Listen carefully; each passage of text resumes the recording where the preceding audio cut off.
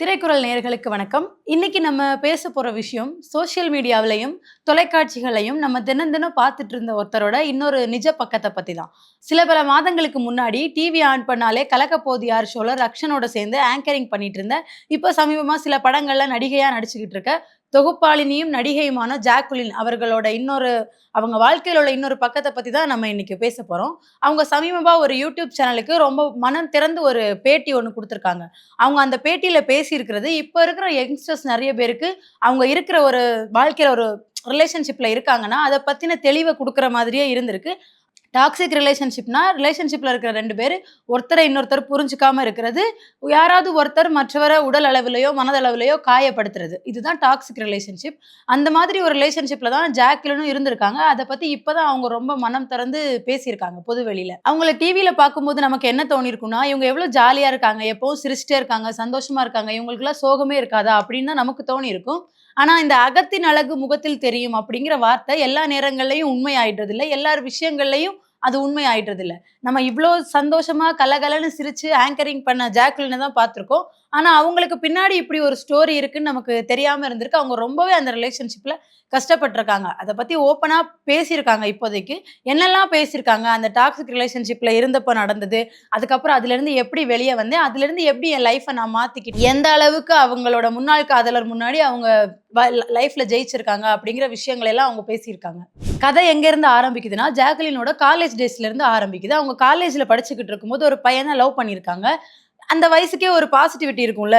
அந்த வயசுன்னு இல்ல, அதுக்கு முன்னாடி இருக்கிற டீனேஜா இருக்கட்டும், அந்த வயசுலயா இருக்கட்டும், யாராவது ஒருத்தங்கள நமக்கு புடிச்சு போயிருச்சு அப்டின்னா, நமக்கு என்ன ஆனாலும் இவங்கள தான் நம்ம கல்யாணம் பண்ண போறோம். நம்ம இவங்க கூடயே தான் வாழ போறோம். அதுக்கப்புறம் என்ன நடக்கும்னு நமக்கு தெரியாது. ஆனா நம்மளோட ஒட்டுமொத்த ஃப்யூச்சரையுமே அந்த ஒரு பெர்சன் கூட நெனச்சு வாழ ஆரம்பிச்சுருவோம். அந்த ஒரு பாசிட்டிவிட்டியோட இவன் தான் நமக்கானவன், இவன் கூட தான் நம்ம லைஃப் அமைய போது அப்டிங்கிற ஒரு விஷயத்தோட அந்த லவ் லைஃப அவங்க ஸ்டார்ட் பண்ணியிருக்காங்க. ஆனா அந்த லவ் லைஃப் போக போக எப்படி மாறியிருக்குன்னா, ஒரு ஸ்லோ பாய்சன் மாரி அவங்கள கஷ்டப்படுத்திட்டே இருந்திருக்கு. ஆனாலும் பொதுவாவே ரிலேஷன்ஷிப்ல இருக்கிற பெர்சன்ஸ்க்கு தெரியும். நம்ம பார்ட்னர் வந்து நம்மள ஏதாவது கஷ்டப்படுத்தினா கூட, அந்த ஸ்டார்ட்டிங் ஸ்டேஜ்ல ஒரு பட்டர்ஃப்ளை ஸ்டேஜ் இருக்கும். இல்ல அத தாண்டி யாராவது ஒரு ஆள் 2 பேர்ல ஒரு ஆள் ரொம்பவே லவ் பண்ண ஆரம்பிச்சுருவாங்க. அதாவது ஆப்போசிட்ல இருக்கவங்க யார் அவங்க எல்லா விஷயத்துக்கும் இவங்க அவங்கள டிபெண்ட் பண்ண ஆரம்பிக்கும்போது, அவங்கள ரொம்ப கஷ்டப்படுத்த ஆரம்பிச்சுருவாங்க. அப்படிதான் ஜாக்குலினுக்குமே கொஞ்சம் கொஞ்சமா இந்த விஷயம் மாற ஆரம்பிச்சிருக்கு. இப்போ ஒருத்தர் நம்மள லவ் பண்றாங்கன்னா, அவங்க நம்மள ரசிக்கிறாங்க. நம்மள அவங்களுக்கு புடிச்சிருக்கு. அப்ப இந்த விஷயம்லாம் சேர்ந்து தான் காதலா மாறுது. சும்மா சொல்லலாம். மனச பார்த்து தான் லவ் பண்றேன்னா. ஃபர்ஸ்ட் விஷயம் நம்மள பார்த்து அட்ராக்ட் ஆவுறாங்க. அதுக்கப்புறம் அது காதலா மாறுது. நாட்கள் போக போக அழகு, முகக்கவர்ச்சி அதெல்லாம் தாண்டி 2 பேருக்குள்ள ஒரு பாண்ட் வரும். டீப்பான ஒரு பாண்ட் வரும். இல்ல யாராவது ஒருத்தங்களுக்கு இன்னொருத்தவங்கள ஏதாவது ஒரு விஷயத்துல ரொம்ப புடிச்சு போயிரும். அப்படி இருக்கிறது தான் லவ். ஜாக்குலினுமே இந்த லவ் அந்த மாரி தான் போதுன்னு நெனச்சுட்டு இருந்திருக்காங்க. ஆனா அவங்களோட எக்ஸ் பாய் ஃப்ரெண்ட் கொஞ்சம் கொஞ்சமா எந்த அளவுக்கு மோசமா இந்த விஷயத்த மாத்தியிருக்காரு. ஒரு லவ் லைஃப் ஒரு பொண்ணுக்கு ட்ராமடைஸ் ஆயிருக்கு. இவ்ளோ மோசமான ஒருத்தங்க கூட நான் எப்படி வாழ்ந்தேன்? அவங்க அந்த பேட்டியில ரொம்ப மனசொடைஞ்சு ஒரு வார்த்தை சொல்லியிருக்காங்க. அவன் எவ்ளோ மோசமானவனா இருந்தான் தெரியுமா? இவ்ளோ டாக்ஸிக்கான ஒருத்தன் கூட நான் எப்படி இருந்தேன்னே எனக்கு தெரியல. இப்ப நான் அத நெனச்சாலும் எனக்கு ரொம்ப ஆச்சரியமா இருக்கு. இதுலருந்து இப்படி ஒரு ரிலேஷன்ஷிப்லேருந்து வெளிய வந்ததே எனக்கு பெரிய ரிலீஃபா இருக்கு. அப்படிங்கிற மாரி அவங்க அந்த பேட்டியில சொல்லியிருக்காங்க. ஒரு காதல் ஆரம்பிக்கும்போது ஸ்டார்ட்டிங்ல எல்லாமே நல்லா இருக்கும். மணிக்கூர் கணக்கா பேச தோணும். எல்லாமே நமக்கு நல்லாவே போற மாரி ஒரு ஃபீல் ஆகும். ஆனா நாட்கள் போக போக அது டாக்ஸிக்காவும் சரி, இல்ல ஏன்டா நம்ம இந்த லவ்வ பண்ணிட்டோம் அப்படின்னு நினைக்கிற அளவுக்கு நம்ம பார்ட்னர் நம்மள கண்ட்ரோல் பண்ணுவாங்க. கண்ட்ரோல் பண்ண ஆரம்பிக்கும்போது தான் அது நம்ம ஒரு டாக்ஸிக் ரிலேஷன்ஷிப்ல இருக்கோம். இல்லன்னா நம்ம ரிலேஷன்ஷிப் ஹெல்தியா இல்ல. அப்படிங்கிற ஒரு விஷயமே தெரிய வரும். இவங்களுக்கும் அப்படிதான் தெரிய வந்திருக்கு. இவங்க பார்ட்னர் வந்து எல்லா விஷயத்திலயும் கண்ட்ரோல் பண்றது. இன்னொன்னு டம்ப் பண்ணியிருக்காங்க ஜாக்குலின. உனக்கு எதுவுமே தெரியாதுங்கிற மாரி. ஏன்னா நம்ம பார்ட்னர் எப்பவுமே நம்மள சப்போர்ட் பண்ணணும், நம்மள மோட்டிவேட் பண்ணணும். எல்லா சிச்சுவேஷன்லயும் நம்ம கூட இருக்கணும்னு தான் நம்ம நினைப்போம். ஆனா நம்மள எப்பவுமே மத்தவங்க கூட கம்பேர் பண்ணி பண்ணி பேசும்போது, அது ஒரு ஹெல்தியான ரிலேஷன்ஷிப்பா இருக்காது. ஜாக்குலினோட நிலைமையுமே அப்படிதான் இருந்திருக்கு. நாள் ஆக ஆக தான் அந்த ரிலேஷன்ஷிப் எவ்வளோ ஒரு ஸ்லோ பாய்சன் மாரி அவங்கள காயப்படுத்தியிருக்கு அப்படின்னு அவங்களுக்கு தெரிய வந்திருக்கு. இந்த பேட்டியில ஜாக்குலின் முக்கியமா ஒரு சம்பவத்த குறிப்பிட்டு காட்டியிருக்காங்க. அது என்னன்னா, ஒரு நாள் அவங்க அவங்களோட பார்ட்னர் கூட இருக்கும்போது, லேடி சூப்பர் ஸ்டார் நயன்தாராவோட மூவி ஷூட்டிங் நடக்கிற ஒரு இடம் இருந்திருக்கு. அங்க நயன்தாராவோட செருப்ப பார்த்து இந்த செருப்பு எவ்வளோ அழகா இருக்குல்ல! நயன்தாராவோட செருப்பு கூட நல்லா இருக்கு. அப்படிங்கிற மாரி அவர் கமெண்ட் போட்டிருக்காரு. பொதுவா நயன்தாராவ பார்க்குற எல்லாரும் அவங்கள ரசிக்கிறதும், அவங்களோட அழக ரசிக்கிறதும் நம்ம பார்த்துருக்கோம். நயன்தாராவ ஒரு பெர்சனா ரசிக்கிறவங்கள பார்த்துருக்கோம். ஆனா, இவர் ஒரு படி மேல போய் நயன்தாராவோட செருப்பு கூட எவ்வளோ அழகா இருக்கு அப்படிங்கிற மாரி கமெண்ட் பாஸ் பண்ணியிருக்காரு. அது இப்ப இங்க பிரச்சனை இல்ல. அங்க என்ன முக்கியமான பிரச்சனைன்னா, அவரு ஜாக்குலின் கிட்ட சொல்லியிருக்காரு, "இந்த செருப்ப ரசிக்கிற அளவுக்கு கூட நான் உன்ன ரசிக்கல" அப்படின்னு சொல்லியிருக்காரு. ஒரு பார்ட்னர் கிட்ட இருந்து இந்த மாரி ஒரு வார்த்தை, அதுவும் ஒரு இன்னொரு மனுஷன் கூட கம்பேர் பண்றதே ரொம்ப மோசமான விஷயம். ஒரு செருப்பு கூட கம்பேர் பண்ணி, அத ரசிக்கிற அளவுக்கு கூட உன்ன நான் ரசிக்கல அப்படிங்கிற மாரி சொல்லியிருக்காங்க.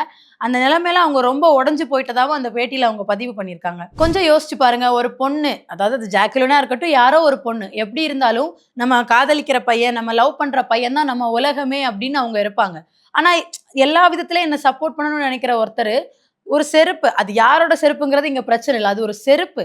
அது கூட கம்பேர் பண்ணி அத ரசிக்கிற அளவுக்கு கூட என்ன ரசிச்சதில்ல அப்படின்னு சொன்னது, என்னைய ரொம்பவே ஹர்ட் பண்ணிருச்சு. நான் ரொம்ப உடைஞ்சு போயிட்டேன் அப்படின்னு அவங்க சொல்லியிருக்காங்க. அண்ட் அதுக்கப்புறம் இன்னொரு சமயத்துல அவர் அவங்களோட எக்ஸ் பாய் ஃப்ரெண்ட் அவங்கள கை ஓங்கி அடிச்சிருக்காங்க. இது ரொம்ப தப்பான விஷயம். முதல்ல ஹஸ்பண்ட் அண்ட் ஒய்ஃபா இருக்கும்போதே அடிக்கிறதுக்கு எந்த விதமான உரிமையும் இல்ல. ஆனா இன்னும் கல்யாணம் ஆகல. Just they are in a relationship. அப்பவே அவர் கை ஓங்கி அடிச்சிருக்காரு. அதுக்கப்புறம் வேற வழி இல்ல. இவ்ளோ டாக்ஸிக்கா இருக்கிற ஒரு ரிலேஷன்ஷிப்ல நம்மளால வாழ முடியாது. நம்ம இருக்கக்கூடாது. பிகாஸ் இங்க இருந்தா கண்டிப்பா அது நம்ம சேஃபாவும் ஃபீல் பண்ண மாட்டோம். கம்ஃபர்ட்டாவும் இருக்காது. எந்த விதத்தில இது நமக்கு சரியான ரிலேஷன்ஷிப் இல்ல அப்படின்னு நெனச்சுட்டு ஜாக்குலின் வெளிய வந்துட்டாங்க. அந்த ரிலேஷன்ஷிப்ல இருந்து வெளிய வந்த பிறகு எவ்ளோ கஷ்டப்பட்டு அதுக்கப்புறம் ஆங்கரிங் வந்து இப்ப சினிமால போய் எப்படி இந்த வாழ்க்கையில முன்னேறி இருக்கிறேன் அப்படிங்கிறத இப்ப நெனச்சு அவங்க பெருமைப்படுறாங்க. அண்ட் அந்த ட்ராமால இருந்து அவங்க வெளிய வந்தது அவங்களோட பிளஸ்ஸு. அவங்களால வெளிய வர முடிஞ்சுச்சு. இன்னும் நெறைய பேரு இங்க இந்த மாரி ஒரு டாக்ஸிக் ரிலேஷன்ஷிப்ல சிக்கிட்டு, என் மேல இருக்கிற லவ்ல தான் அவங்க பண்றாங்க. என் மேல இருக்கிற கேர்ல தான் அவங்க இப்படி பண்றாங்க. அடிக்கிறதும் சரி, திட்டுறதும் சரி, என் மேல இருக்கிற லவ், என் மேல இருக்கிற கேர்ல தான் பண்றாங்கன்னு ஒரு டாக்ஸிக் வட்டத்துக்குள்ள இந்த காலத்து பெண்கள் நெறைய பேர் இருக்காங்க. அண்ட் ஜாக்லினுமே அப்படி ஒரு இடத்துல இருந்து தான் ஒரு அளவுக்கு மேல இது சரியில்ல. இது நமக்கு செட் ஆகாது அப்படின்னு சொல்லிட்டு வெளிய வந்துட்டாங்க. இப்போ இத பத்தி திடீர்னு ஒரு பேட்டி குடுத்துருக்காங்க.